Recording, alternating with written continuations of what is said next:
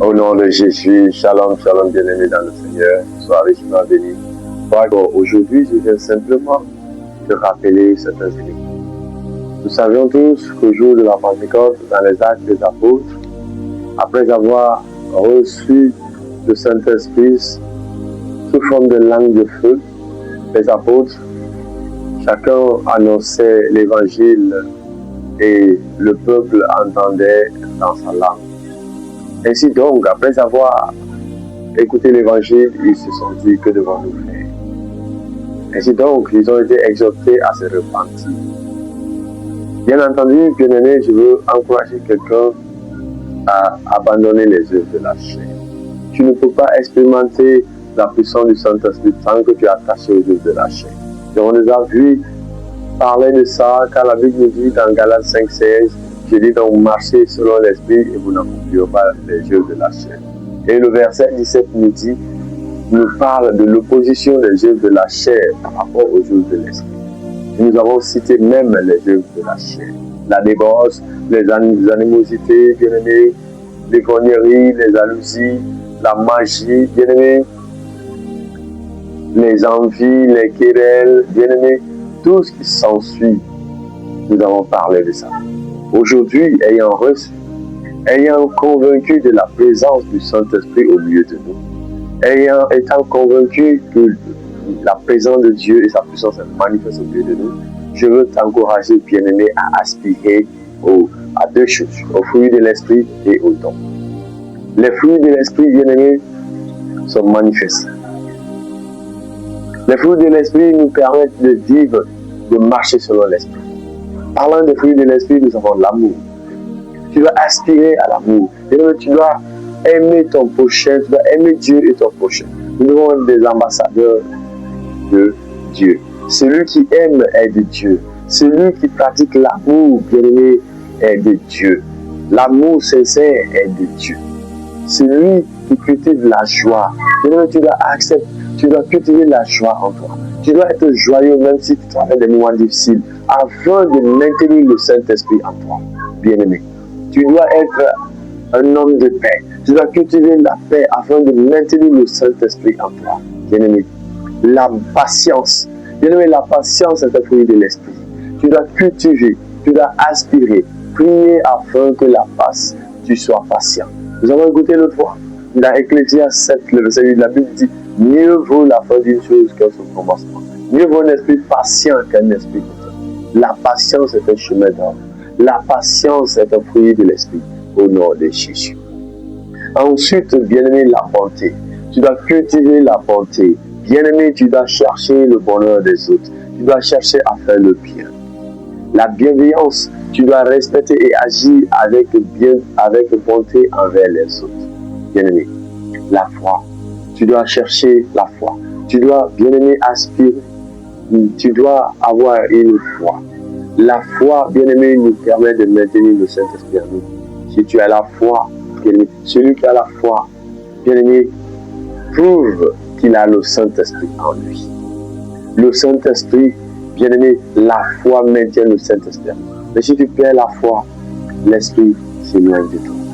La douceur est un fruit de l'Esprit.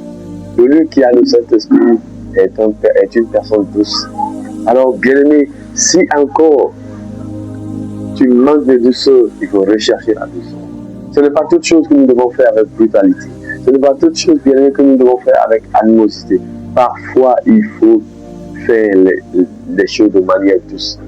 Et le dernier fruit de l'Esprit qui constitue, disons, il y a 9 fruits de l'Esprit.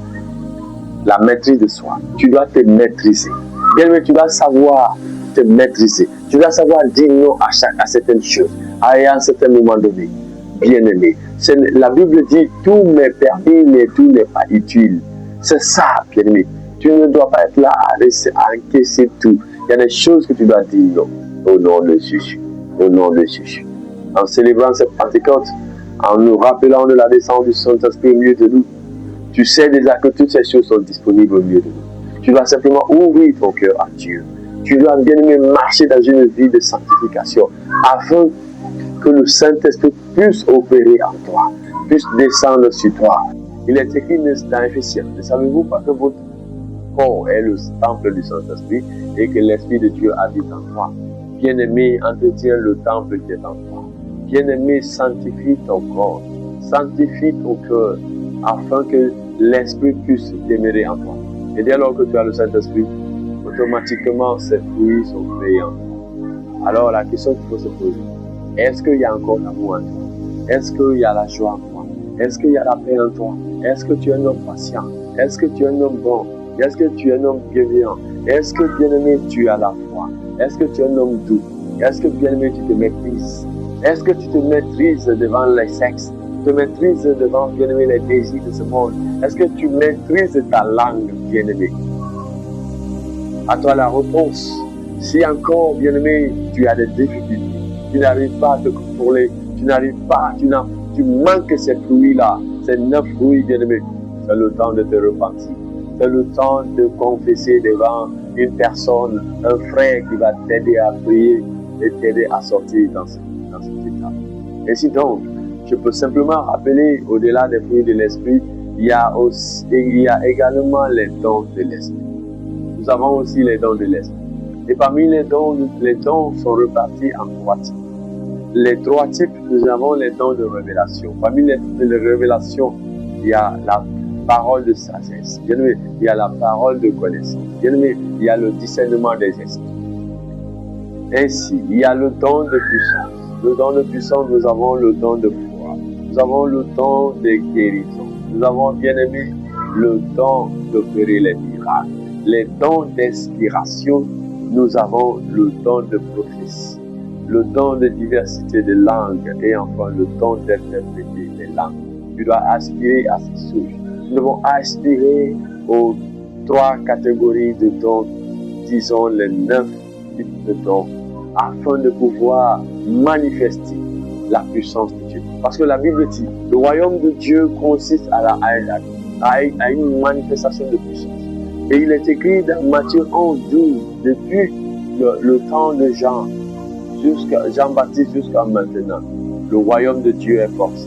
Et ce sont les violents qui s'en apparent. Tu dois te faire violence. Tu dois te faire violence, abandonner les œuvres de la chair, afin de vivre, bien-aimé, cette vie de puissance, afin de manifester les dons de l'Esprit.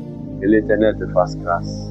Bien-aimé, célébrer la Pentecôte, c'est une célébration quotidienne, car le Saint-Esprit est là déjà.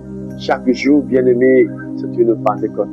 Chaque jour, bien-aimé, consiste à manifester la puissance du Saint-Esprit, consiste à témoigner, consiste à annoncer la parole de Dieu, consiste, bien-aimé, à apporter la bonne nouvelle, bien-aimé, à éclairer le monde, bien-aimé. Ne pense pas seulement, ne te contente pas de ces 50 jours après de Pâques, mais la Pentecôte réelle, c'est cette vie que nous menons au quotidien. C'est les œuvres que nous posons, les actes que nous posons, bien-aimés, et qui amènent d'autres au Seigneur.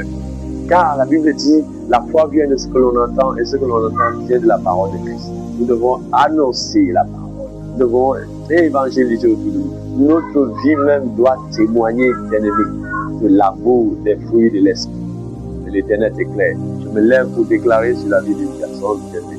Toi qui traverses des moments difficiles, toi qui manques le fruit de l'esprit, que l'Éternel te fasse grâce et te localise maintenant, que qu'un vent nouveau souffle dans ta vie au nom puissant.